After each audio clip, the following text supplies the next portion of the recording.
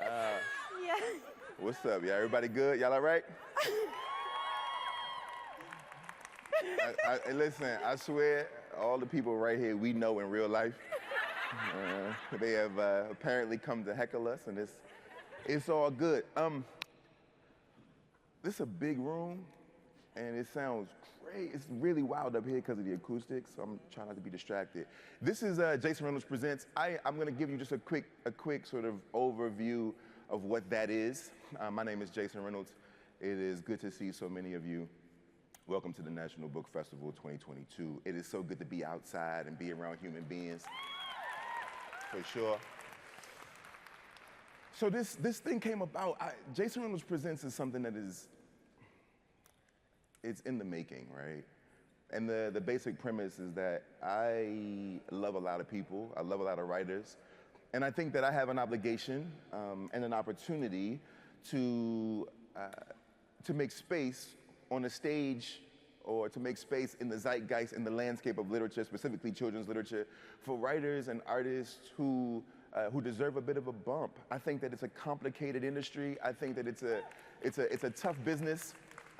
And I think that in order for us to be able to sustain and continue to grow and proliferate healthy, fruitful, interesting literature for our young people, we have to make sure that we're constantly making space for new voices and upcoming voices to come in and contribute to that conversation, right? So that's what Jason Reynolds Presents is. That's what I am presenting to you, people that I care about, that I respect on the line, that I respect as storytellers, and that I respect as lovers of our children, point blank. Everybody with me?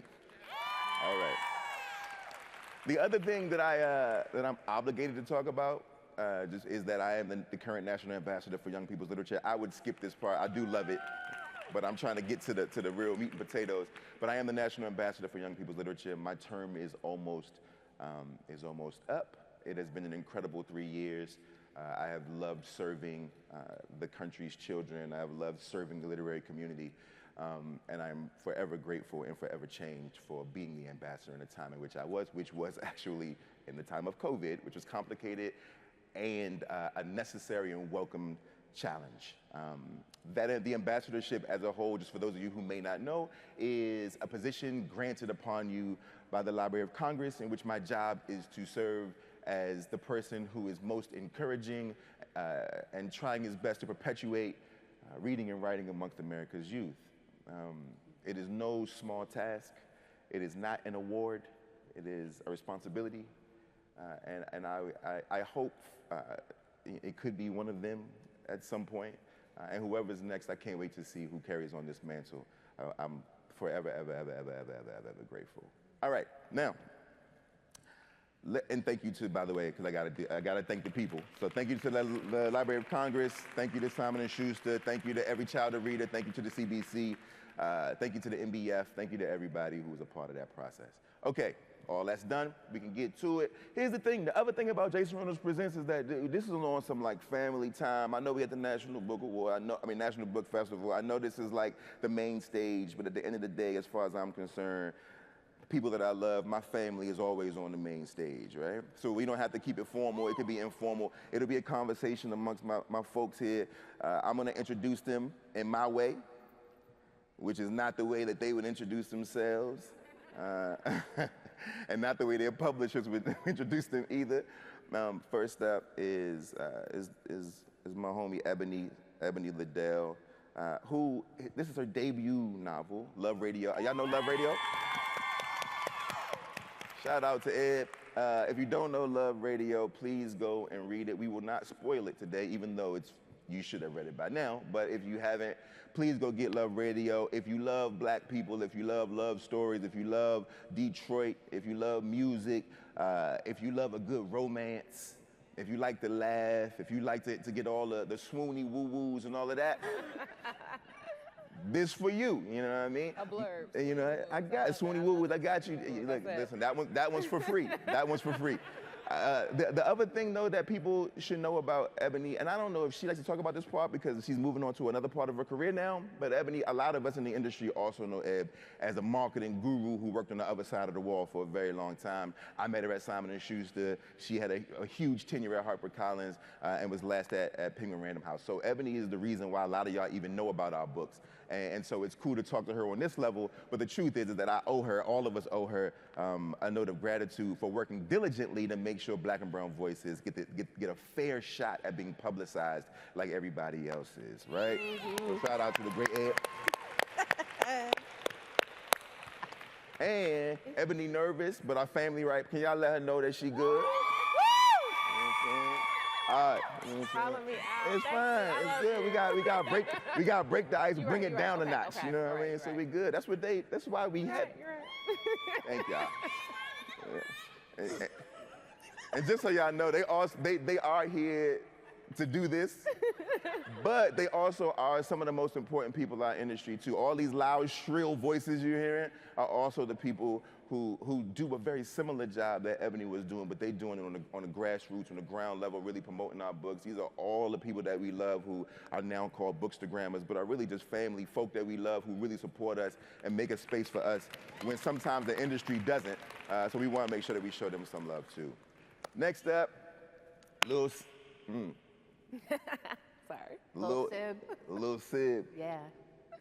Lil Sib, Lil homie, my loved one, someone who has been close to me for a very, very, very long time.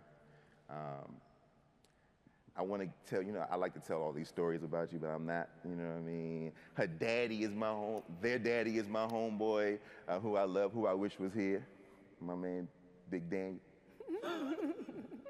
This is Candace Elo. Let me tell y'all about Candace. Yeah. And for those of y'all who don't know who Candace was a National Book Award finalist for a book they wrote called Everybody Looking. That is a masterwork in verse, a masterwork in narrative, a masterwork in sort of using time as a way to really unfold the totality and wholeness of a young person's life in a way that not many people have done. I mean, usually our stories are contained within a very tight sort of scope, right? And what Candace did was take it and say, like, what if we were able to cover all, like basically from the 5th grade all the way to college in one book? Which makes it for the industry like, well, where do we put it? Is it middle grade? And it's like, well, it's all the things, right? And so I want to make sure I give Candace their flowers for first bucking the genres and pushing back against what people say we can and cannot do. Their newest book, Break This House, which by the way might be the most fire title in recent history. I love the title of this book, Break This House, which is an incredible book. We'll get into it in a second. But I really want y'all to, if you don't know who Candace is, I really want you to do your Googles, really pay attention to what they're doing. We're talking about somebody who cares about what's really happening on the page, but also what's really happening in our communities. Someone who is really working very hard to shine light on young people who just need to know that they exist in the world, who need to know that they are alive and that they do matter and that they are valued despite whatever identities they assume, right? And despite the slivers of identities that we all assume, right? And that we all take upon ourselves.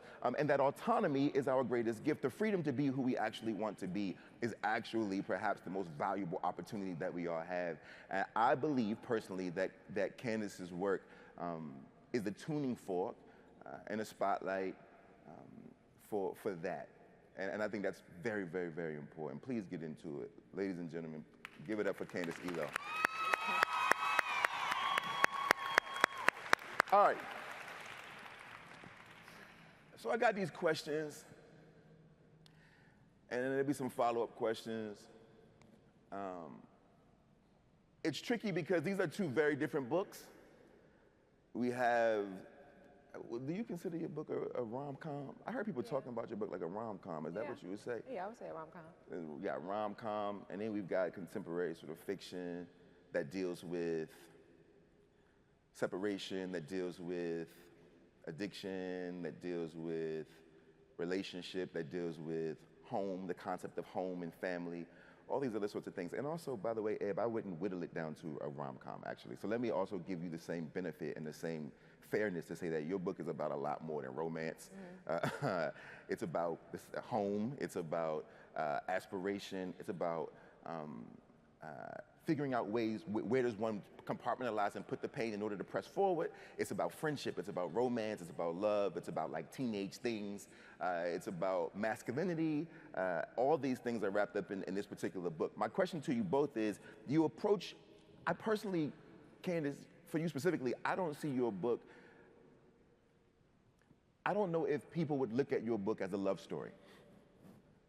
But I look at your book as a love story. And actually, pause for a second. Before we get into it, I need y'all to pitch the books so that they know what we're talking about. Is that okay?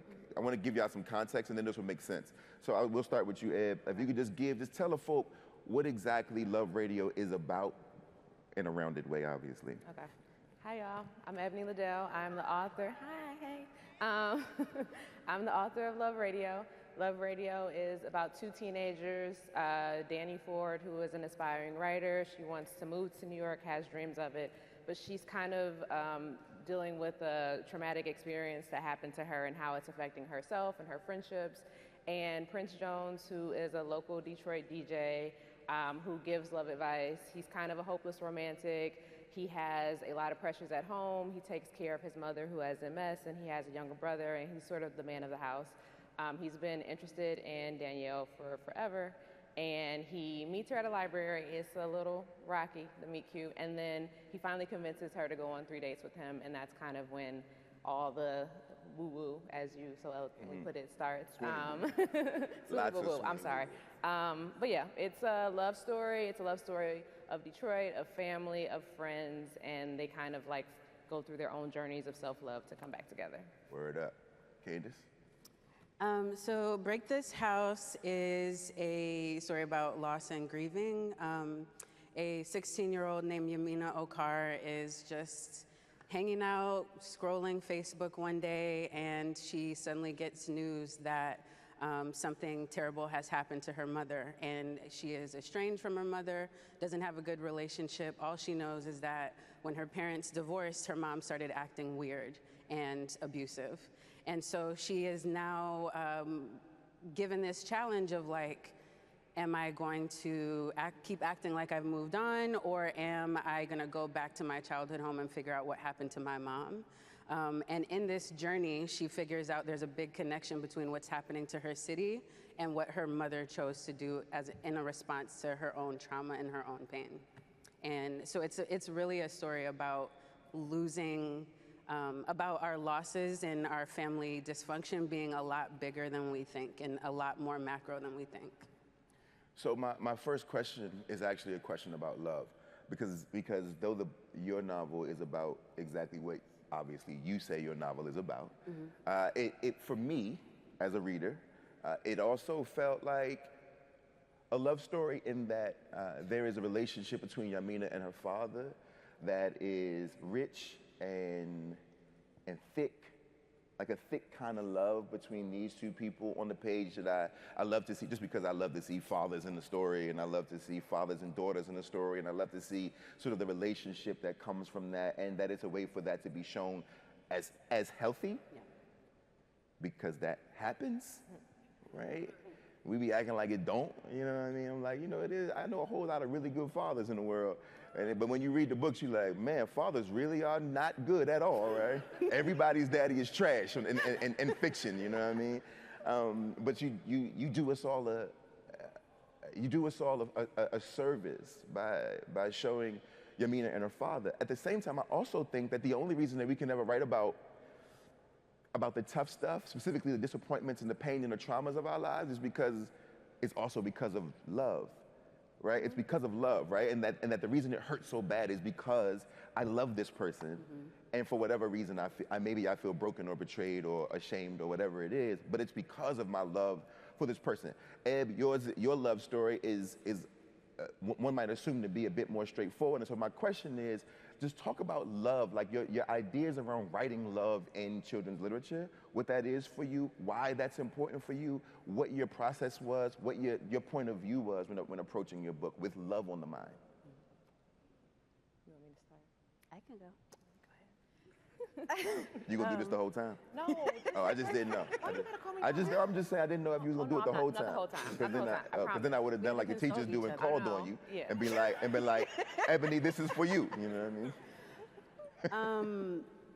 It's important for me, in particular, to show love on the page in a non-surface way. I think I'm constantly writing about like home and family and identity, but I feel like the place that love has in my stories is in action, in the actions of adults apologizing to kids or adults admitting that they handled something wrong, or an adult talking to a kid about like what is happening with an adult that they love. Like, I tell people all the time it's really hard for me to write about romance, like write actual like loving scenes that we would call loving. But I think that I write about love the way that I want to be shown love in action. And I think that we talk to kids so much about love yourself and, you know, like don't let anybody do this or that to you. And I feel like we just need to expand the examples. So I think that's what I'm usually thinking of when I'm writing these stories, is like, how is the love oozing from the behaviors of the characters? That's what's up. Ed? So I recently was reading Robert Jones Jr.'s newsletter, and he was talking about a documentary that he watched with James Baldwin, and how James said, has everybody been in love? Like, everybody can't possibly be in love, because we would treat our children better, we would treat each other better. And that's kind of how I view writing romance, is that for me as an author, I'm trying to find a way to make society better. And I feel like the best way to make society better is through love. And so that's how I approach writing Love Radio. And so at first it was like, oh, this is fun. I got a cute little idea. I'm gonna write this love story. And then I was stuck at home during COVID, and me and Candace both went to Howard literally around the same time. And so I have like these books that I used to read when I was in undergrad, and I was stuck at home, and I just started reading them because I wanted to go deeper. Like, well, why are my characters doing this? And that's when I realized that I wanted it to be deeper than just the romance between these two on the page. There are so many things around us that inform our love. There's family, there's friends, there's community, there are resources, there are access to resources to help us deal with our own individual traumas.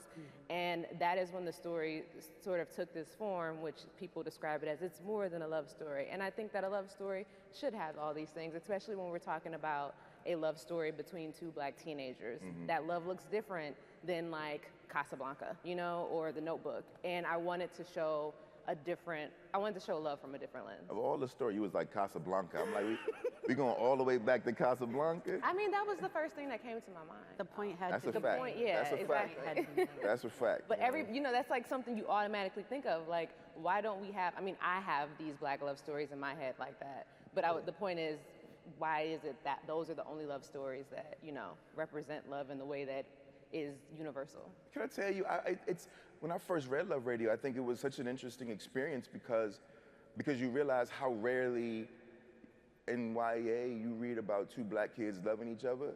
Like, there's a weird trope, and this will probably get me in trouble, but it is what it is. And it wouldn't be the first time. There's a weird trope, at least there's a stretch. There was like this stretch where like people were like, and this is no slight, shout out to the homies, but there's a stretch where people were like, look, all of the love relationships in children's literature, specifically in YA, were interracial, right? Which is fine. And also, Black kids be loving each other, right?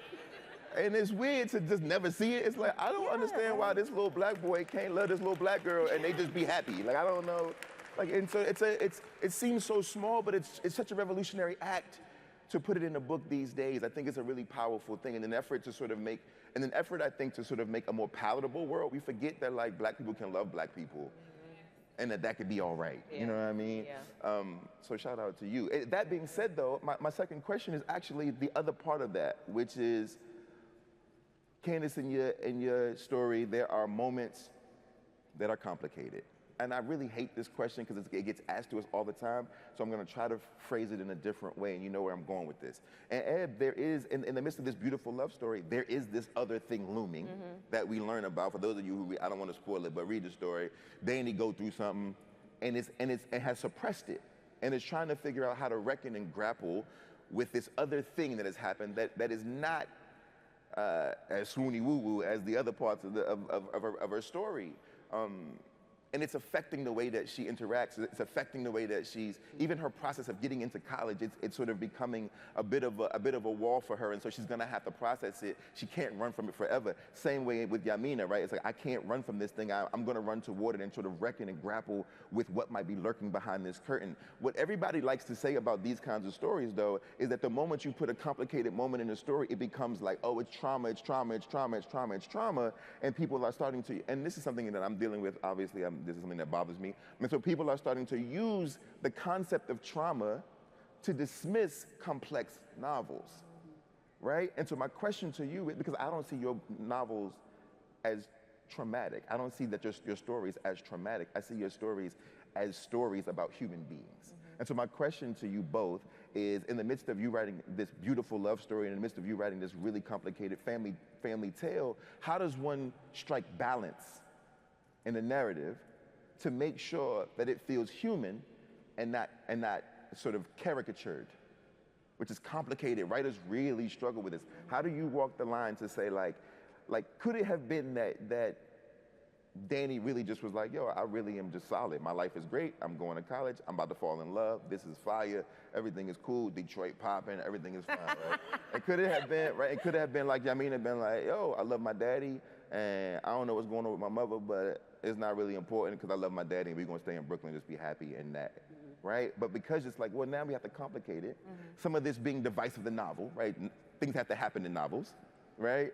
But the moment we do something like this, people are like, black people in pain again. And it's like, that's a little short-sighted and dismissive of the complexities of our lives and our stories. And so can you just talk a bit about that for both of you? How do you balance it? So you mentioned earlier I worked in publishing. Yes. One of the things that I hated was the phrase issue book. Ugh. That was a big marketing hook back in the day, and it implied, and I started to notice that all the issue books were books by authors of color. Yeah. And so it made me question, okay, who's dubbing this an issue book? Because it's not me, you know? When I'm trying to explain a book and they're like, oh, so this is an issues book. I'm like, yeah, but it's the experience. It's the Asian American experience. It's not an issues book, you know? Or it's the black experience. It's not an issues book. When I think of romance, it's the same thing. What you were talking about, you know, having these complicated stories and then making it trauma. I wanted to write a story that just showed the complexities of being a black person falling in love, and it is completely different. A lot of the things that I added into the story, like the traumatic issue that Danny sort of deals with, there's a very grave statistic about it, and it's like 1 in 4 girls, 1 in 4 African American girls before 18 experience this. And so how can I not put something like this? I went back and forth with myself about whether or not I wanted to put it in the story, but I felt like because I personally knew so many girls growing up who had the same experience, I could not write about something like this and not talk about how it affects a relationship, any sort of romantic relationship. For sure. And then the same thing with Prince. Like, I'm from Detroit. I can't talk about Detroit and not talk about the disparities of the city. You know, it's not fair. But at the same time, I wanted to show that, like, yes, we experience all these things, and yet we can love. And yet through all this, you know, all the burdens, all the obstacles that we face, we're able to have a really beautiful, sweet, tender love story. And that's, I think, it just speaks to the love of, like, the community. Like, you know, I'm a product of Black love, and my parents instilled in me, like, pride in the culture, and I think it kind of just carried me throughout my entire career, whether it was being a marketer or being an author.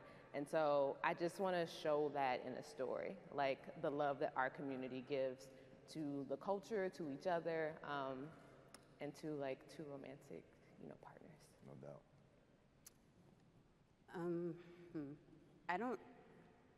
I don't think that I intentionally try to strike a balance. I think about issues and problems and trauma in the way that I see them in regular life, where one second you could be like crying with your friends and the next minute somebody says something ridiculous and you're laughing with the tears running down your face. And so that has made me approach stories in a similar way, where it's just like I use humor a lot. Like, there's just been many experiences that I've had where good and bad things are happening at the same time. And I think that I want to just see that more in stories, like the complexity of, I don't know, the complexity of, like, for example, in Break This House, Yamina is essentially being invited back to the family reunion that somehow she missed the invite. And in the process, she learns some more news about her mother via the invite.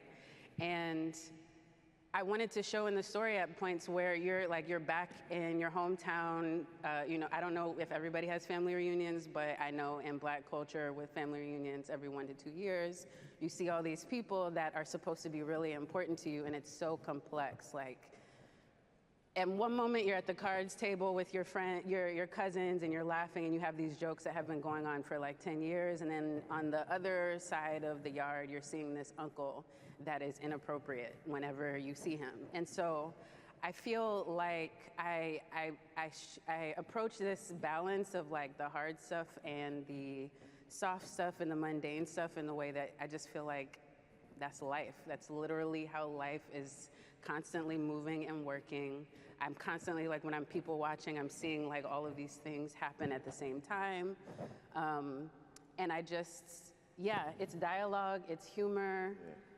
It is the conversations that are happening concurrently that I think are just hilarious about life. Like how, something as, I just being a Black person and seeing how I have noticed a lot of my family members deal with grief using humor and like cracking jokes at the wake and cracking jokes. Like, it just, I don't know. I don't think I try to do it. I just think about like including everything. Like, there are just so many things that are happening at the same time, and it would be wild for me to only focus on that one dark spot. Yeah, I've decided that I'm just gonna start calling all our books adventure novels. For lots of reasons. Number one, because I think our lives is for real like an adventure. But also because I realize in like adventure novels, like they could just kill like 50 people and it never be labeled a problem novel or issues book. They could just murder, they could just mow down, dragons could come in and eat like 40 people, right? It could be page after page of bloodshed and no one will call it an issues book. No one will call it a problem novel. No one will say it's trauma porn. No one will say any of this. They'll just call it an adventure novel and it'll be fire and make movies of it and television, right? So from here on out, we just write adventure novels, you know what I mean? You heard it here first, man. Make sure y'all take that with you. Jason Reynolds. Black people write adventure novels. That's it. Period. I'm so sick of it. Let's shift gears for a second.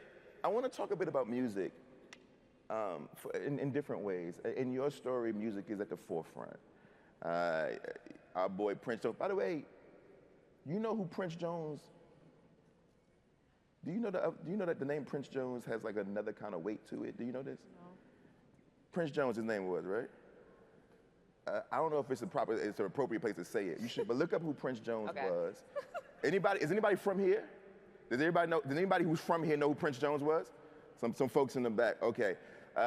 Basically, Prince Jones, well, I will say it actually, because we should lift his name up. Shout out to the brother Prince Jones. Prince Jones was a young man who was followed home. When was this, Aaron?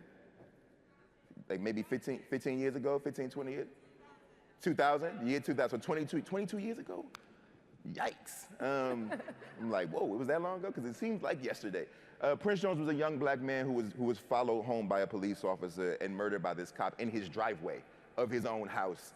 And it was a huge thing in this, this happened here in this area, and it was a huge thing.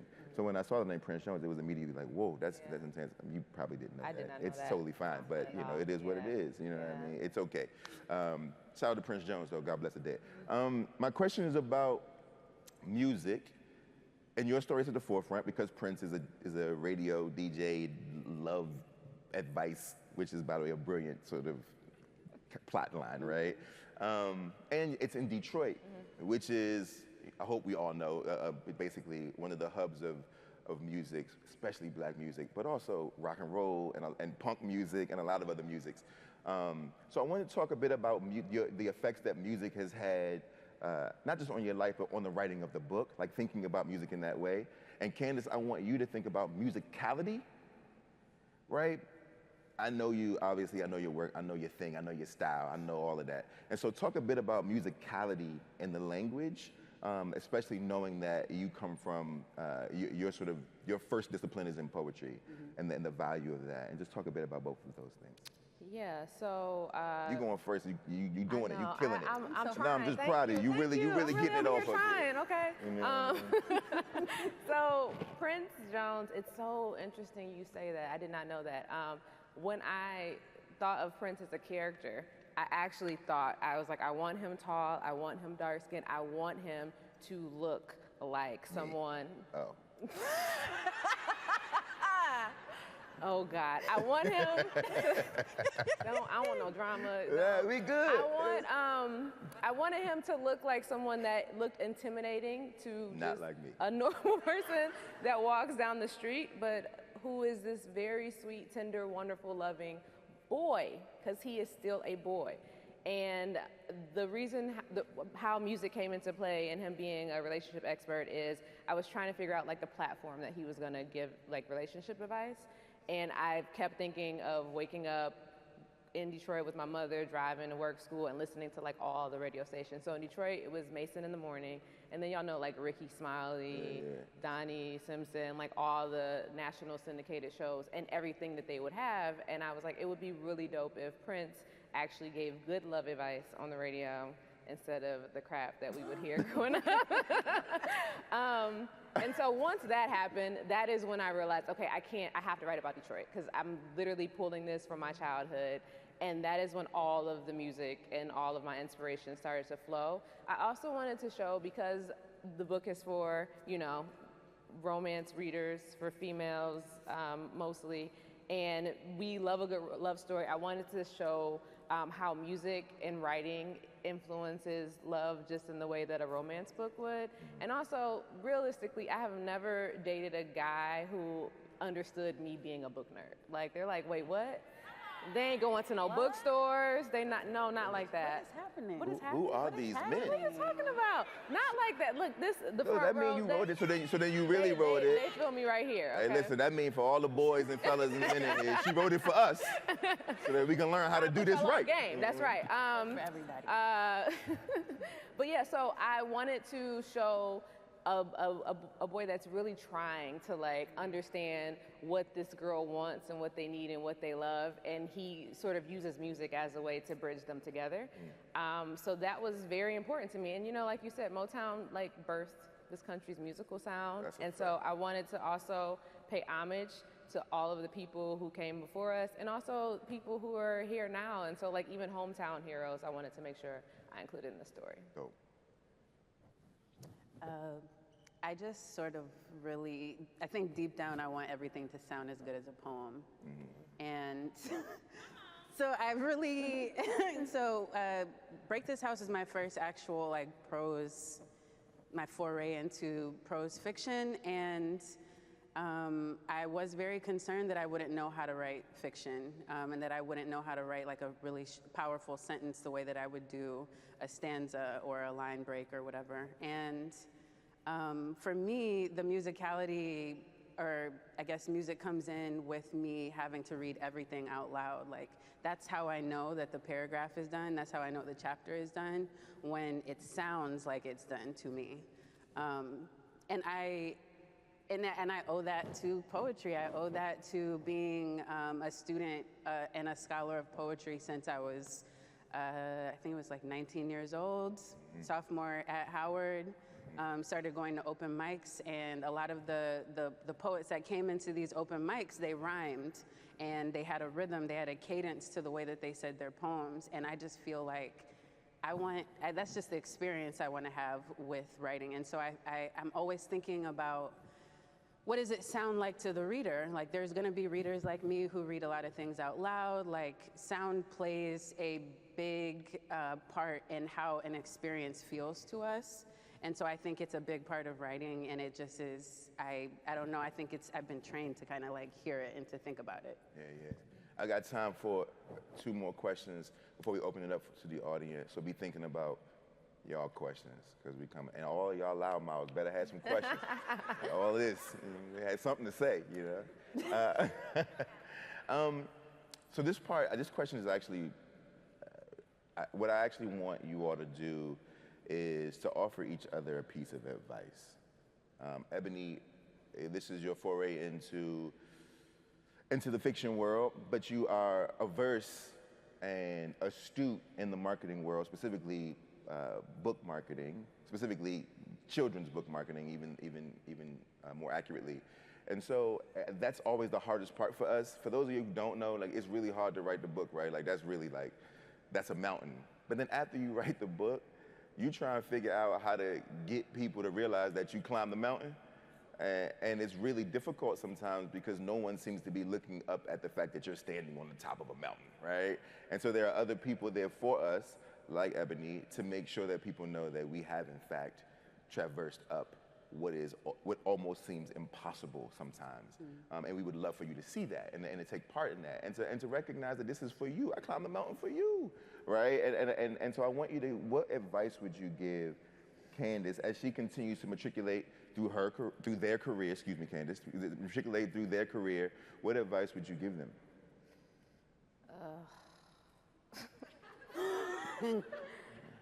Now y'all know what it's like. You heard that. She's like, ugh. It's a very hard question. I don't think I'm gonna have the best answer, but I'm gonna. It's all good. What I got. It's gonna be better than what we know. No pressure.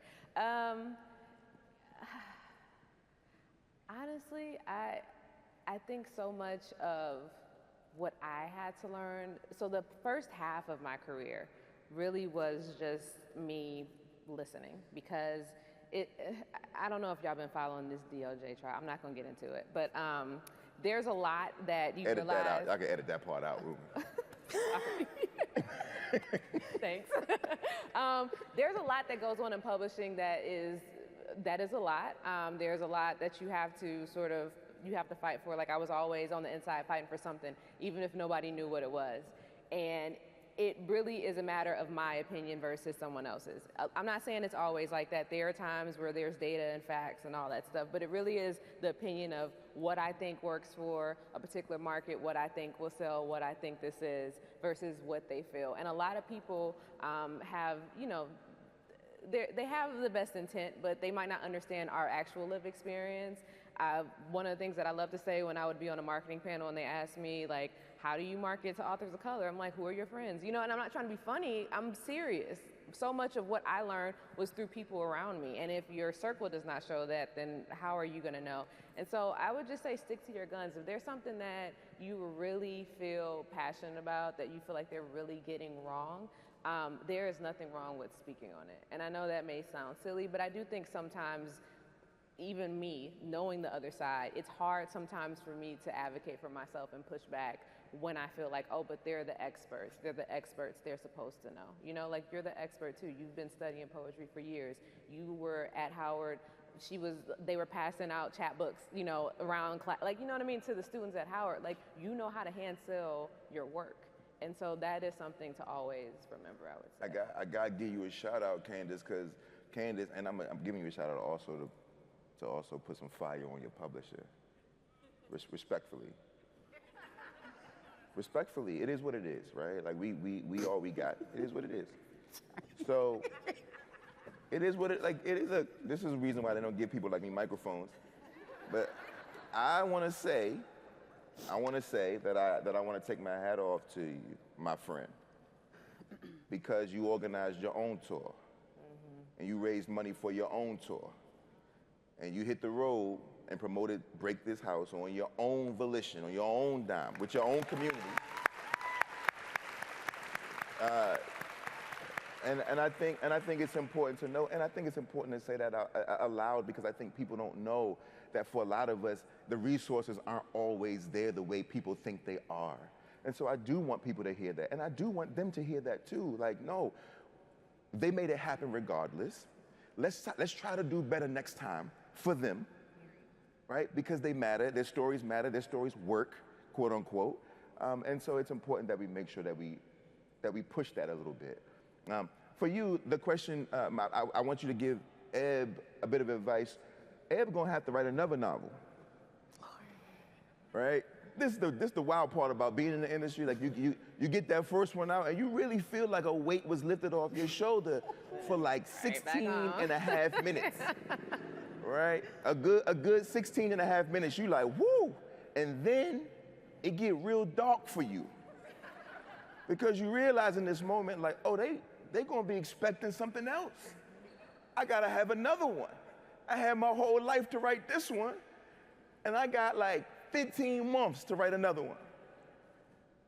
I know, it's cool, but we've been there, but this is why I'm asking Candace, who has now got on the other side of the wall of their sophomore novel. What advice, Candace, do you have for Eb as she approaches her sophomore novel, as I'm getting it all in here?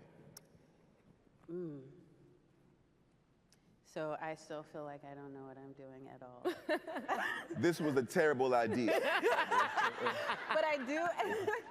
But I think I'm going to recycle advice that was given to me by you, which you, in so many words, you know, Jason told me not to like get caught up.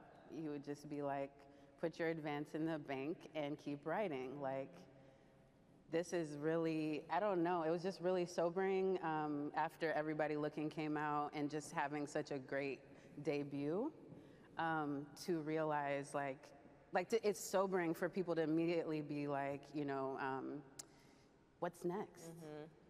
What are you writing next? It's also unfair. It's so much, and it's just, it feels like, and also you said to me, that I'll probably just be not taking breaks and be working my first 10 years, and that's what I've done. Yeah, and that's terrible. I probably should not have said that. It is. But that's what I did, and it almost killed me. I want to take that back. You want to take it back, but it happened to me. So I just really want you to, like, I don't know, like, my advice is to just get into your creative bag. Yeah. Like, don't be like me and spend too much time in doubt. Like, just start, like you've done one already, just start believing in your ideas just the same way. Like, I'm me, I wrote this, so I'm gonna write this, and then I'm gonna write this, and I'm gonna write this. And I think that I personally got into my head a lot, just because Everybody Looking meant a lot to me. Break This House means a lot to me. And a lot of times people cannot see all that's going on and all that you put into it. And so I just feel like, I don't know, if you can, whatever it is that you can use to access that place that'll just get you into this like creative bag, like just go live there if you can as soon as possible. No doubt. And that's for all of y'all, by the way, all the writers. It's always writers in the room. It's always people who want to write, you know what I mean? That's for everybody. Just find your bag, you know what I mean, and stay in there. My last question is a question I've asked a gazillion people. I've asked Candace this before. I've never asked you this, but I've asked whoever I talk to in this space this particular question. My belief is that between the ages of 10 and 12 is the first time that our lives explode, typically. That's usually when we realize that the world is real. And so my question to you both, if you could look back on your 10-year-old self and you could thank that 10-year-old self for something, what would it be? Because I also firmly believe that it is that moment that sort of makes us who we are. I really feel like at 40, I'm still just whoever 10-year-old Jason was. I just look a little different. I put on grown-up clothes, but I don't know if I'm still that kid. That's the kid that writes the books. That's the kid that comes up here and laughs and jokes with y'all. It's that kid that I'm doing my best to hold on to, actually. And so if you could look back between 10 and 12, what would you thank 10 to 12-year-old Ebony for?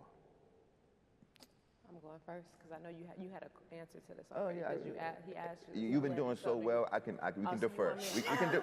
We can defer on this one. Okay. Candace, Candace, Thank you. your 10 to 12-year-old self, what would you thank 10 to 12-year-old Candace for? I am really grateful to 10-year-old Candace for staying weird. Like, Word up. I've been a loner my whole life. And it's just when I look back on high school and everybody I knew back then and stuff like that, it's obvious that like me being myself and me being strange and off in my own world really paid off in a lot of ways because it just, our paths are differing. And I really am grateful to 10-year-old me who like just didn't fall victim to just trying to be popular and trying to do what everybody else was doing, because I think being weird and having my own ideas just really makes me a creative adult. And so I'm glad that like I didn't give up on my weird self, like that part of me that people made fun of and that I was oftentimes like laughed at for. That's the part that's like most instrumental in my career right now. And so what people appreciate in me. And so I'm glad that 10-year-old me didn't think that like they needed to change. Shout out to the weirdos. Ed? So I was a pretty quiet kid. I didn't cause a lot of trouble, but when I did not think something was fair, I would not let it go. Like, it was very strange. It was like a flip would switch, and I'd be like, well, why? And really, a lot of times it was adults, me forcing adults to like, give me logic. And I think I was able to get a lot out of adults because they're like, yo, Ebony, is she borderline? She should get in trouble right now, but also she doesn't usually do this. So like, let's give her the benefit of the doubt. And so I would get a lot out of people. But sometimes I would do things and I'm like, oh, did I push it too far? And I realized that that was something that I carried on into my adulthood. So when I worked in publishing and I felt like something didn't seem right, I would question it until someone gave me an answer. And I realized that it was more of me finding my voice and speaking out when I felt like it was important. And it was the insight that I needed to have a career and also become a writer. And so I'm just thankful to Ebony continually saying that's not fair when she felt it wasn't. Yes. Shout out to those with constitutions. Word up. All right, it's time for some questions, Q&A. We got microphones here and here. Make your way to the aisles. We got about 12, thank you very much. You are on it. 12 minutes, thank you so much. We have 12 minutes exactly. Let's make it happen. We'll try to get as many as we can. There are so many of you lining up, which makes me very happy. All right, am I calling on folks? Is that what's happening? Got you. We'll start on this side. Hi, I had a question about, once again, love. So someone once told me that like this specific love trope is overused a lot, mainly like the boy meets girl, they fall in love kind of thing. And so when you were talking about love in your books, it was, the camera's approaching me like it's gonna eat me, but oh gosh. But there were like, you talked about the different love types that weren't exactly shown in media. So what were some of the main tropes, or I guess tropes, because that isn't really fit, but what were some of the main like concepts that you think need to be included in more media and aren't shown enough, and why is that?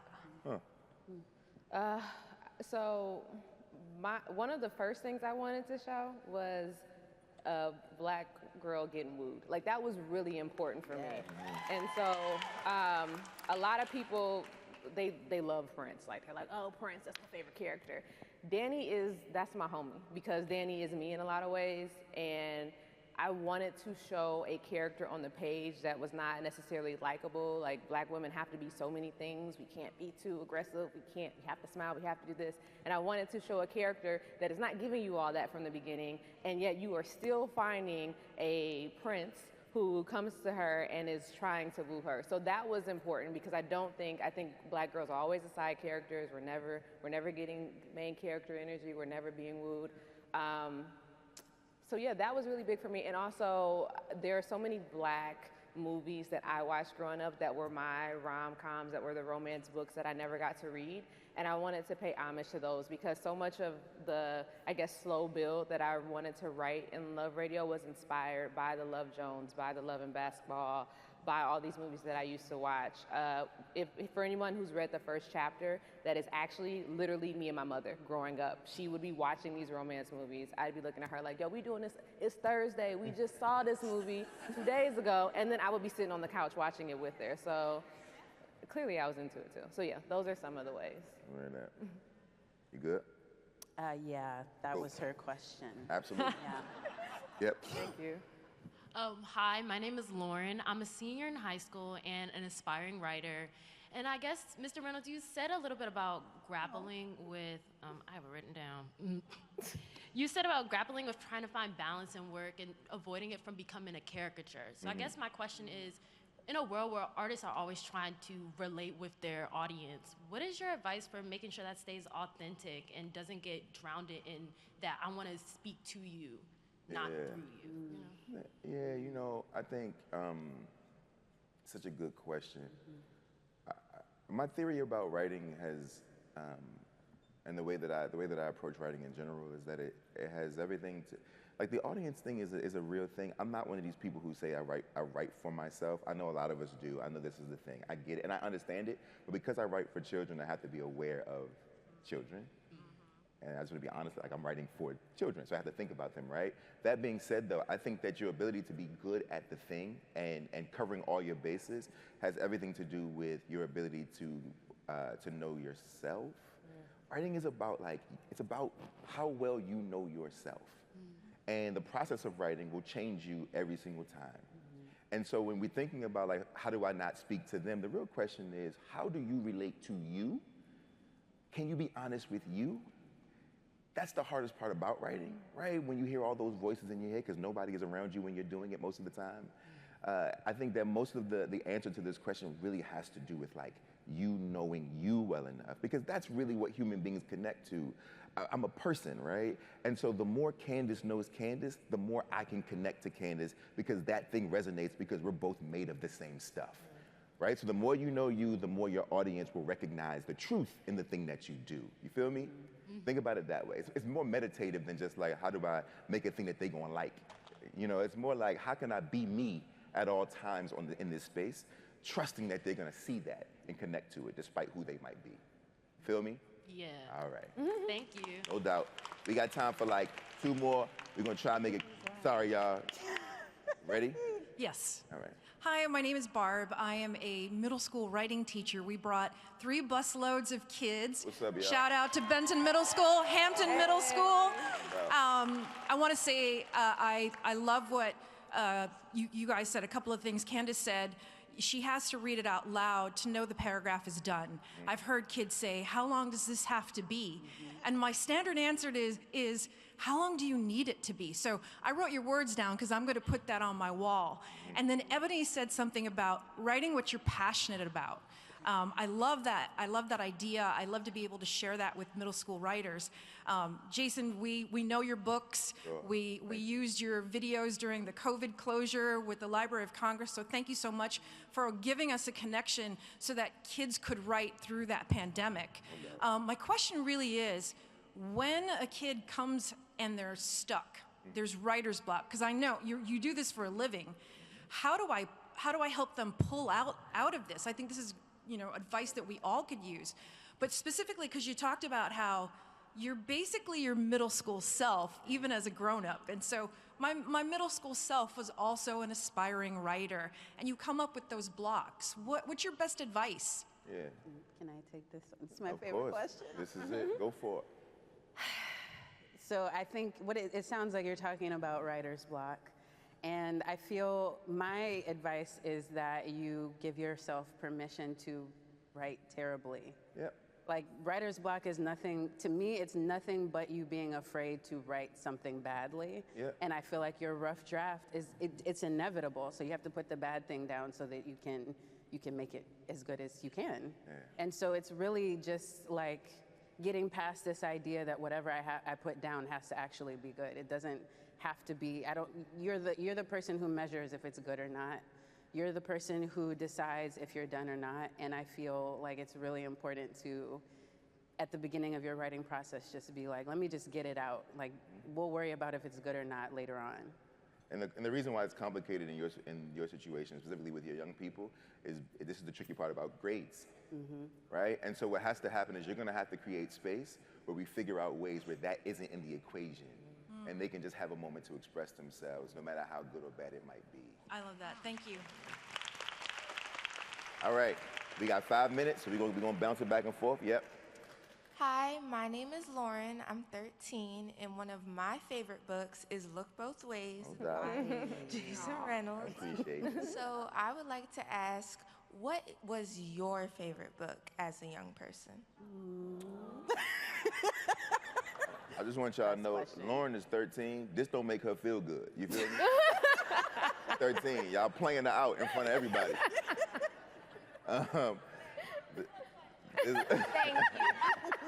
This is a good question. So Lauren, here's the thing. I really would love to tell you a good answer. Unfortunately, when I was 13, there were no books that I was reading. It just wasn't a part of my life. I am curious though, because it may have been different for y'all. So I can't. Unfortunately for me, there were no books. I didn't have. I didn't even know this was a thing, you know. Unfortunately, and so. You're already smarter than I am, right? Do I have an answer? I do. So mine was The Skin I Am In. Shout out to Sharon Flake, the great Sharon G. Flake. You wrote an intro for the. I wrote it. I did write the I'm intro. gonna read that. Have you read that, Lauren? No, I haven't. But It's I'm gonna still put it on the fire. It's list. been out for 20-something years. Still fire. Sharon G. Flake, The Skin I'm In. Yeah, so that book changed my life because I would go to, so from Detroit, I went to the library, local library, and that was the first book after, you know, Goosebumps and Boxcar Children and all the stuff I was reading, where I saw a girl on the cover that looked like a carbon copy of me. This girl had brown skin, she had almond-shaped eyes, she had a button nose, and I was like, I don't even know what this book is about, but I'm gonna pick it up and read it. And so picking it up and reading it, and it's essentially a book about, you know, finding your own confidence and self-esteem. It changed me. So I'm very grateful A for masterpiece. that book. Yeah. You got something? I also was not reading like that as a teenager, but my favorite children's book was Cloudy with a Chance of Meatballs. Love writing about food. No doubt. All right. We good, Lauren? Yes, Thank you thank so much. you. We got time. We're gonna be the last one. Only because you're a young person. You're the last one. I'm so sorry for the folk behind you. Who is that? Look at her. You're not getting your question out. You getting your question. Come on, young brother. Let's do it. Let's hear it. Okay, so my name is James. I actually go with this person right here in the bus. Shout out to Benson Middle School.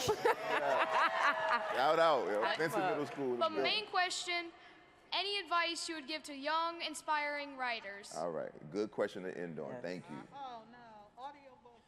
Oh, me? Okay, newbie. Okay, so since I'm the newest one in the crew to be a writer, I would say that one of the things I did to make sure that I kept writing was I just wrote it. I just wrote the thing. I think for years I was so stuck on, like Candace was saying, having it be bad, having someone judge me, especially because I was also in publishing and reading all this great work, and I was sort of getting in my head and psyching myself out.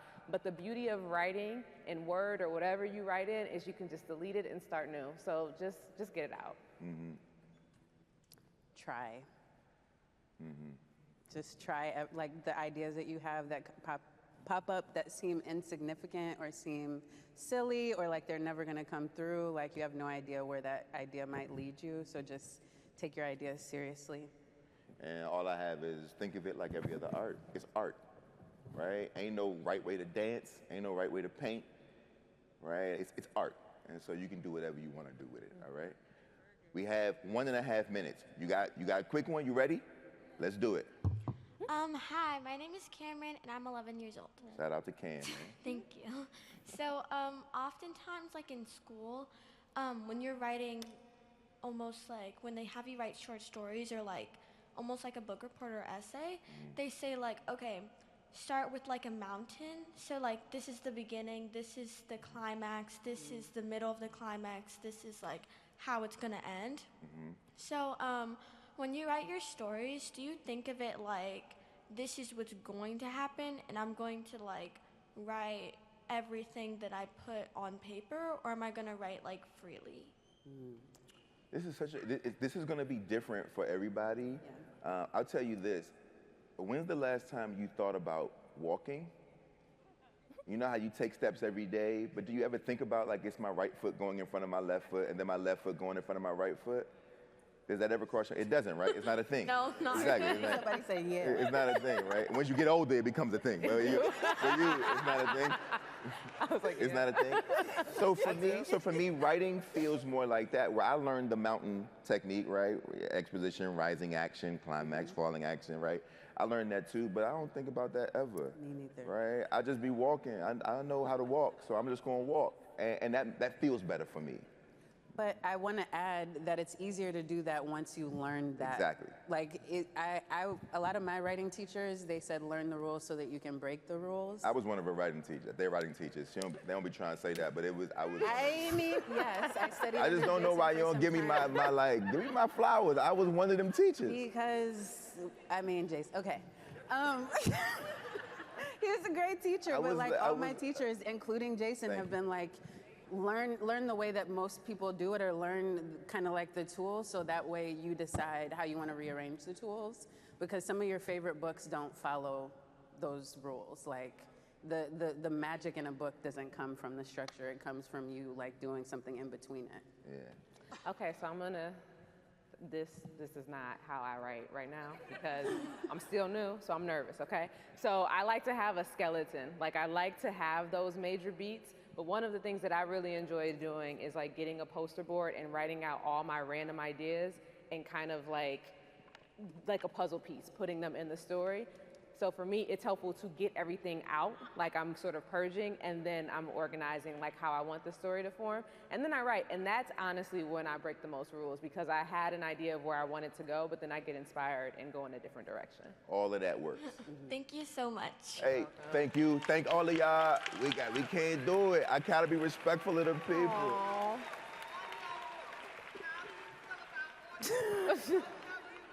How do we feel about audio books? Right. Audiobooks are the best. They're the best. Yes. We all love audiobooks. They're amazing. Yeah, I'm glad they That's it. exist. And they count as reading. And they count as reading. All right. Did I get it? All right. Y'all have a good one. Peace, y'all.